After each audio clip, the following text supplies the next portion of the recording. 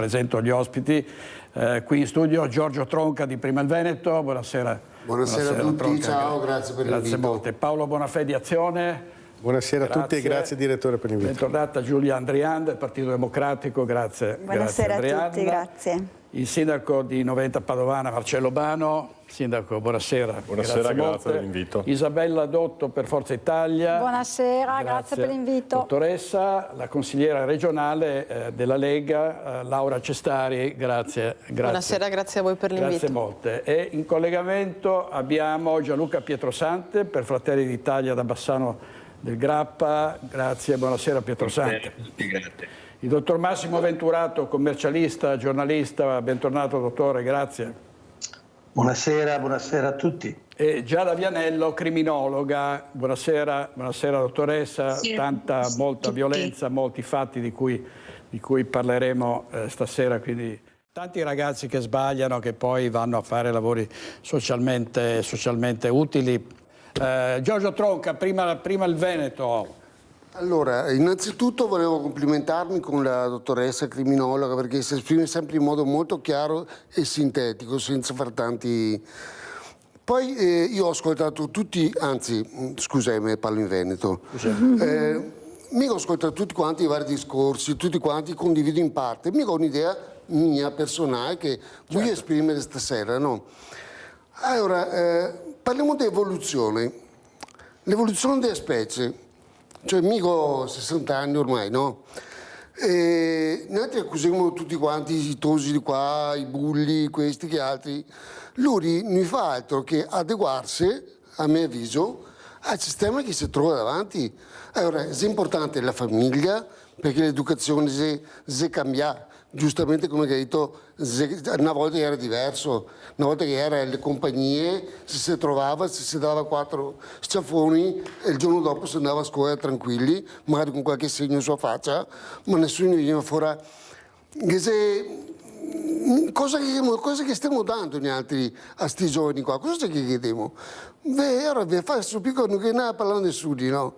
5 anni fa, nel 2020, esiste un evento che è catastrofico secondo me e non dimentichiamo che non sappiamo gli effetti che può avere portato quello che si capita La pandemia. La pandemia, quello che si capita ai giovani, perché noi che parliamo dell'esterno, ognuno degli altri che ha avuto le sue sofferenze, mi ripeto, su uno che non si va a vaccinare, su uno che si sta bastonando, che ha perso 6 mesi di lavoro, che ha dovuto mangiare una volta al giorno, ma non è importante perché questo non fa caso. Dopo 30 anni di contributi uno gli dice ma si sta a casa e limitati a tua famiglia, ma questo non è importante, questo qua è un fatto che mi si capita a me e qualcuno dice che ho questo, qualcuno, comunque vabbè. Ma mettiamoci nei panni di un toso di 15 anni, 16 anni, 13 anni, che è costretto a stare a delle regole ferree, proprio rigide, che non riesce a capire perché. Perché non è che ancora capire neanche gli altri, cioè sinceramente non è ancora capirmi, è il motivo per cui si sta prese certe iniziative, vabbè, dopo venirà il giorno che queste robe le capiremo tutti e saremo tutti più contenti. E ora mi voglio stare un attimo nei confronti, guardare l'argomento in modo più grande, nel senso, siamo in un teatro qua, siamo in un teatro dove una volta nel teatro già eravamo attori, nel senso, nel nostro piccolo, magari avevamo parti molto piccole, facevamo il nostro dovere, lavoravamo, cioè seguivamo degli schemi che i nostri nonni mi hanno tramandato da anni, mi hanno sempre fatto capire qual è la strada più giusta per far crescere la famiglia, perché la finalità è continuare che la specie continua, no? Adesso, se tutto quanto... Adesso che c'è la tecnologia, che c'è un sacco di robe, di fattori che ha fatto perdere queste robe qua. E la gente, i giovani, non so più da che parte andare, se è giusto seguirli, se è giusto, ma forse è giusto anche dargli la voglia di fare qualcosa per il bene loro e per il bene di tutta la famiglia.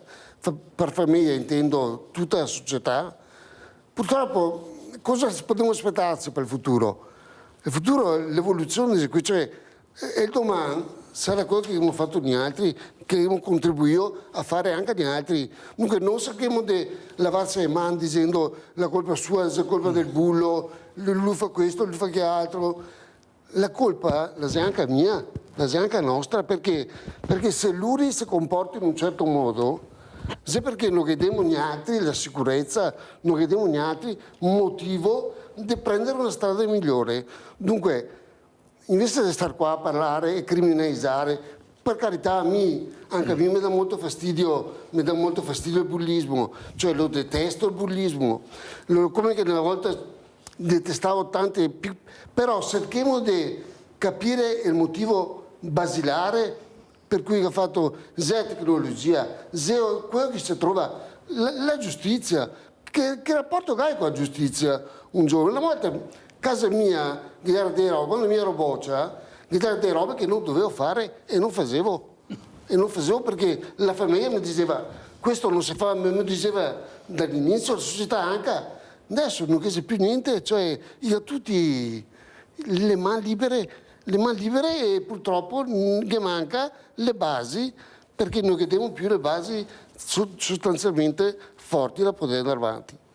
Grazie, grazie a Giorgio Tronca. Giorgio Tronca. Ecco, allora io approfitto e ringrazio per avermi dato la parola ancora in conclusione. Approfitto per specificare un argomento che avevo trattato prima, che riguardava il teatro, che avevo presentato un teatro dove una volta, tempo fa, occupavamo magari una parte del poco rilievo, comunque insieme collaboravamo e facevamo. Bene, adesso in questo teatro, già riferivo anche ai giovani, si parlava di giovani, adesso siamo solo delle comparse, siamo tutti delle comparse e abbiamo da fare semplicemente qualcosa che mi viene detto da fare, non abbiamo più la possibilità di fare. Allora, c'è sicuramente una soluzione di questa roba qua. Abbiamo parlato della famiglia, si parte proprio dalla famiglia che è il nucleo più ristretto che si riesce a gestire nel modo più semplice e anche se fatica stesso a gestirlo, perché sappiamo che i problemi che c'è all'interno della famiglia. Allora che c'è la famiglia, che c'è il paese, la comunità, il paese, la città, la provincia quando c'è, perché a volte c'è, a volte non c'è. Che c'è la regione, mi fermeria qua. Che c'è la regione che per me mi fermeria qua. Non credo nell'autonomia attualmente discussa, non credo assolutamente. Per me e per prima il Veneto che c'è un'unica soluzione che si chiama indipendenza. Prima il Veneto, punto. Va bene, grazie a tutti, grazie molte ai nostri ospiti collegati. Grazie a Giorgio Tronca, prima il Veneto. Grazie a tutti, buonasera. A presto.